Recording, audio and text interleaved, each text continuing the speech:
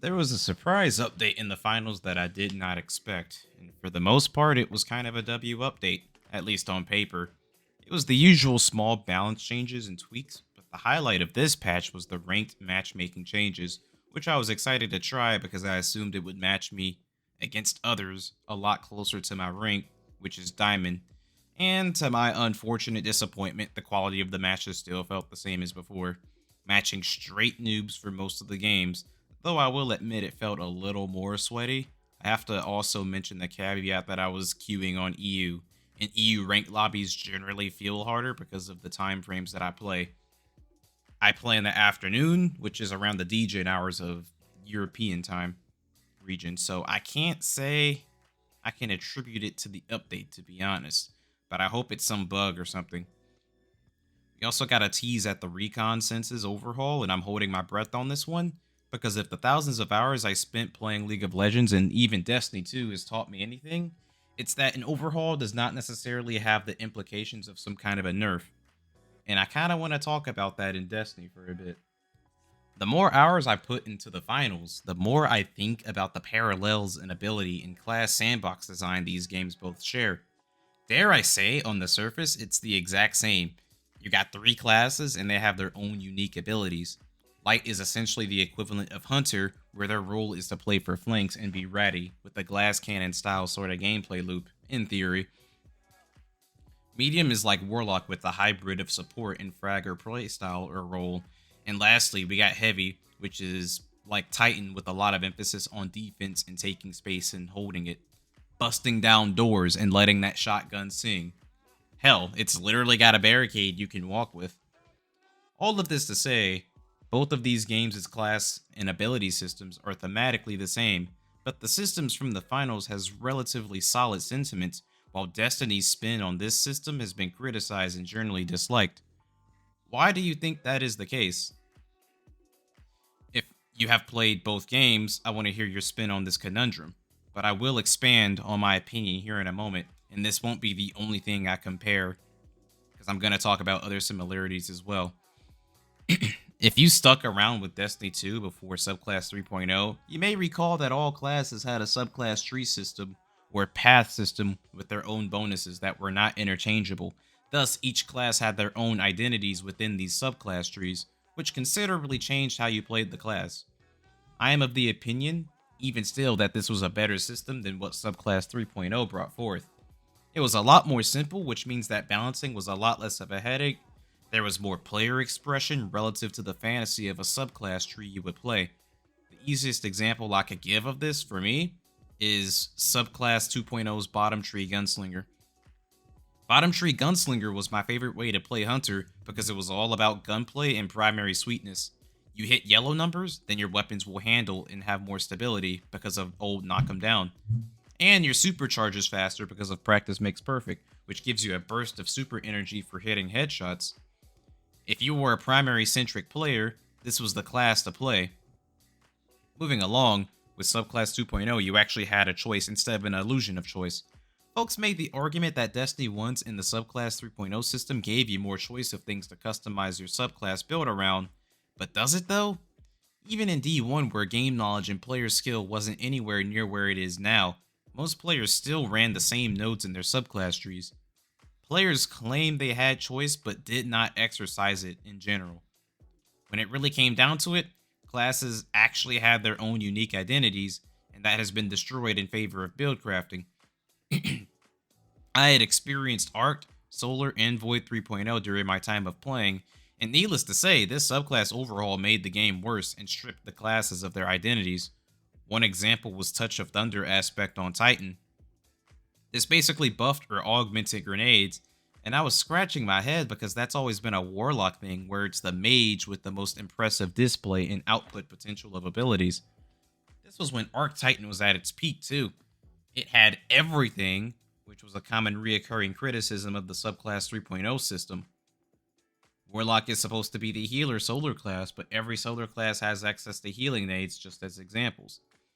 Every class at some point could do something other classes were supposed to specialize in, but better and more efficiently. Swinging back to the finals, that is not the case at all, and their own spin on the system was well thought out, and as a result, it's well received. All the classes share a few general gadgets such as a basic frag grenade or some status effect trap mines, but each class specializes in the role they are designed to be played in. Heavy class has the best destruction capabilities and is the best at retaking an area and locking it down, but lacks the finesse of the light class and the repositioning potential of the medium class. Light has the best stall potential for playing objective and is a slippery glass cannon with high burst damage with grenades that can disable enemy util and even put a stop to their abilities. But it lacks the sustain that medium and heavy both have, which is very important in team fights. Medium has the best utility for playing the support role, but lacks the tools needed for efficient destruction and opening up angles, which is a big part of the gameplay loop of the finals. I guess the point I'm trying to make is that it's clear what class does what and does it best, and the finals does a great job at that while also making sure one class does not infringe on another's identity or role. Destiny's class system is convoluted and bloated. I hope that makes sense. Another thing I want to talk about is the respawn system in the loadouts, not necessarily the weapons and builds of choice, but rather the constraints that regulate the system from being exploited to the point of degeneration. One may recall that at the beginning of D2, the Trials of the Nine iteration had locked loadouts. This sentiment around the system was generally negative, so it was scrapped. But why was this?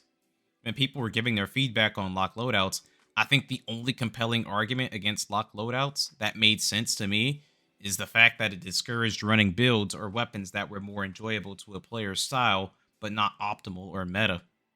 An example of this was me using hand cannons a lot during this time period, especially on console. It had awful bloom and spread, and a terrible time to kill on top of that, so running hand cannons was just kind of a throw. But I used them because it was the weapon type I enjoyed the most. But I will admit there were times mid-Trials games where I wish I could have swapped to like a submachine gun or an AR.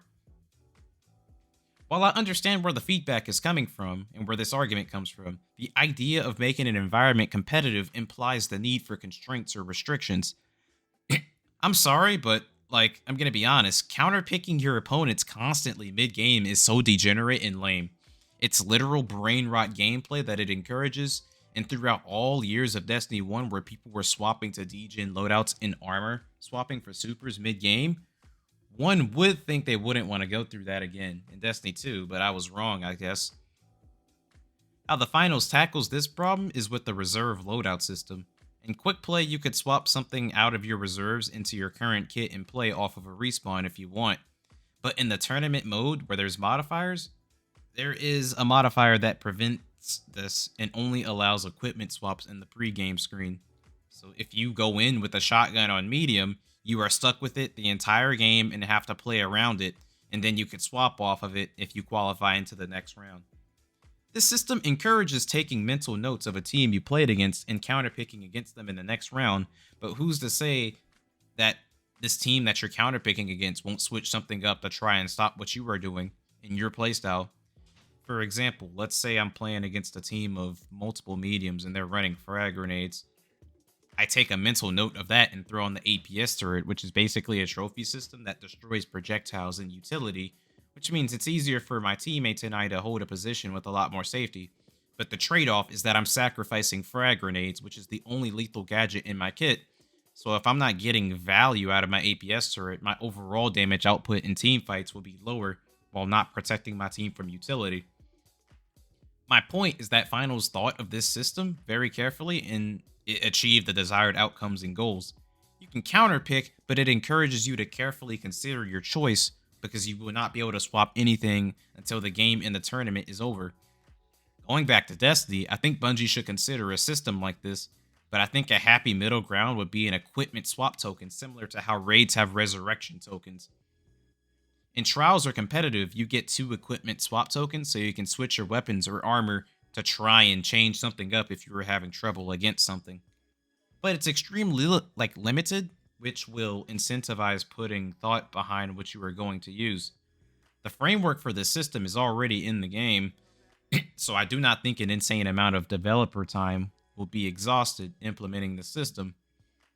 I understand that Destiny 2 isn't competitive at all, But if it's going to have game modes such as Trials or Comp that's this high stakes experience that demands and rewards performance, there needs to be constraints and restrictions to ensure a more clean experience, especially when you consider that Bungie just allows players to use anything and not ban the most obnoxious outliers in a sandbox that sours gameplay flow and experience.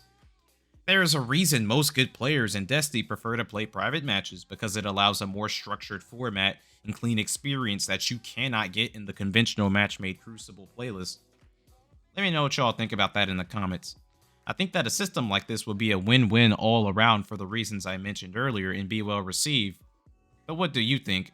If you disagree, at least provide a compelling argument for why it would be bad and I will respond. But if it's just brain rot, I'm not entertaining it.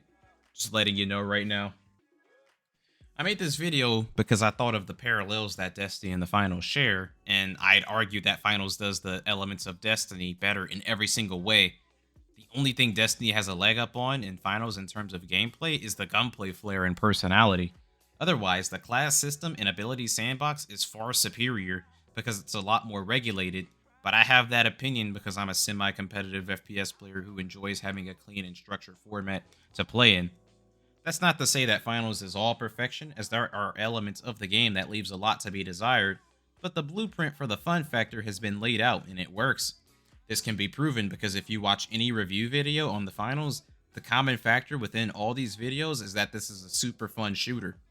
Though fun can be subjective and quantified in multiple ways, they all arrive at the same conclusion nonetheless. Although I haven't played Destiny for over a year, I still do think Bungie is capable of turning things around and making the game a fun shooter to shoot bad guys in when it comes down to it.